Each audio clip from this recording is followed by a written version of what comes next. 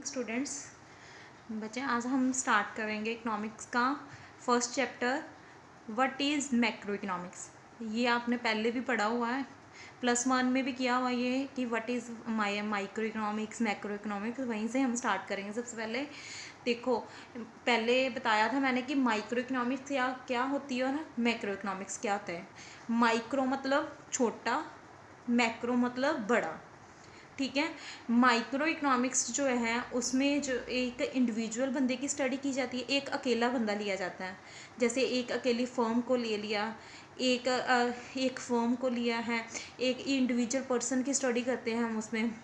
और macro economics होती है जिसमें कि हम होल इकॉनमी की, सारी इकॉनमी की स्टडी करते हैं। कोई एक इंडिविजुअल पर्सन को नहीं लिया जाता, कोई इंडिविजुअल फर्म को नहीं लिया जाता। लेनी है अगर कोई भी ऑल ओवर इंडस्ट्रीज़ को लेनी है, कॉटेज इंडस्ट्रीज़ ली है तो उसमें एक इंडस्ट्री नहीं लेनी कॉटेज की, बल्कि सारी लेनी है। मैक्रो में होल होल इकोनॉमी को लिया जाता है और माइक्रो इकोनॉमिक्स में एक अकेले यूनिट को लेकर चलता है। अब देखो मैक्रो इकोनॉमिक्स क्या है, व्हाट इज़ मैक्रो इकोनॉमिक्स। हमारी जो इकोनॉमिक्स है, इकोनॉमिक्स का मतलब क्या है कि जिसमें हम अनलिमिटेड वांट्स और लिमिटेड रिसोर्सेज की बात करते हैं। हम अगर अकेले इकोनॉमिक्स की बात करें तो वो आपने पहले भी पढ़ा हुआ था +1 में कि इकोनॉमिक्स क्या है। इकोनॉमिक्स एक ऐसा यूनिट है जिसमें कि हम मनुष्य की डिफरेंट वांट्स के बारे में स्टडी करते हैं, डिफरेंट एक्टिविटीज़ के बारे में स्टडी करते हैं। और दूसरी बात क्या है कि इसमें देखते हैं कि इकोनॉमिक्स में देखा जाता है कि एक बंदा है, एक पर्सन है, उसकी ज़रूरतें क्या हैं, अनलिमिटेड हैं, बट उसके पास उसको पूरा करने के रिसोर्सेज क्या हैं, लिमिटेड। ठीक है। और इकोनॉमिक्स के बारे में डिफरेंट इकोनॉमिस्ट ने अपनी डेफिनेशन दी थी। लास्ट टाइम आपने +1 में पढ़ा था, एडम स्मिथ था, रॉबिन्सन था, अल्फ्रेड मार्शल था। ठीक है। इन्होंने अपनी अलग अलग डिफरेंट जो है डेफिनेशन दी हुई थी, वो पढ़ी थी हमने। अब देखो हम इसमें देखेंगे कि मैक्रो इकोनॉमिक्स क्या है। मैक्रो एक इकोनॉमिक्स है। इकोनॉमिक्स में 2 ब्रांचेस पाई जाती हैं, 2 मतलब क्षेत्र हैं इसके, 2 चीज ब्रांचेस हैं। एक ब्रांच है इसकी माइक्रो, दूसरी है मैक्रो। माइक्रो इकोनॉमिक्स जो है वो स्टडी करती है, अभी मैंने बताया, इंडिविजुअल यूनिट की, एक इंडिविजुअल पर्सन को एक अकेले यूनिट को लेती है। और मैक्रो इकोनॉमिक्स जो है वो डील करती है होल इकॉनमी, सारी इकॉनमी के साथ की स्टडी करती है। अब देखो मैक्रो इकोनॉमिक्स क्या है। मैक्रो कहाँ से ली गई है, कहाँ से ड्राइव की गई है, ग्रीक भाषा के शब्द ड्राइव की गई है ग्रीक वर्ड से। कहाँ से ली है, ग्रीक वर्ड से, जिसका मतलब है मैक्रोस। मैक्रोस का मतलब क्या है, बड़ा। कहाँ से मैक्रो इकोनॉमिक्स ड्राइव की गई है, ग्रीक भाषा के शब्द मैक्रोस से ली गई है। मैक्रोस का मतलब क्या है, बड़ा।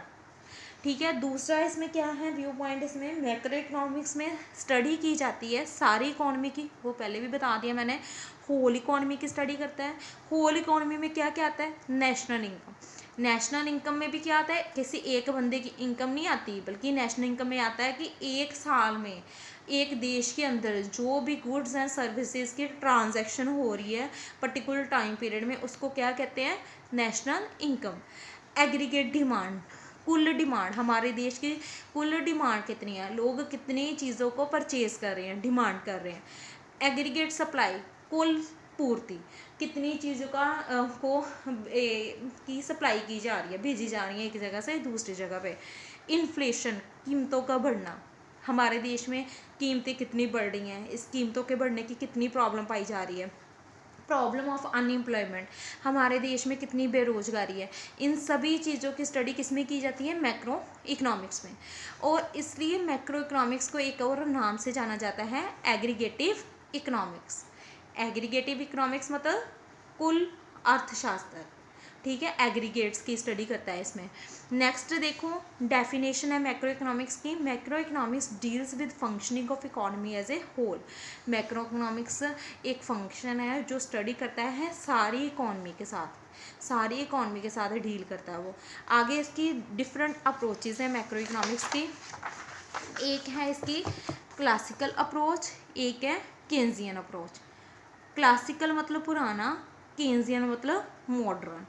ठीक है। अब देखो क्लासिकल इकोनॉमिस्ट क्या कहते थे कि the ideas laws theories propound by David रिकार्डियो।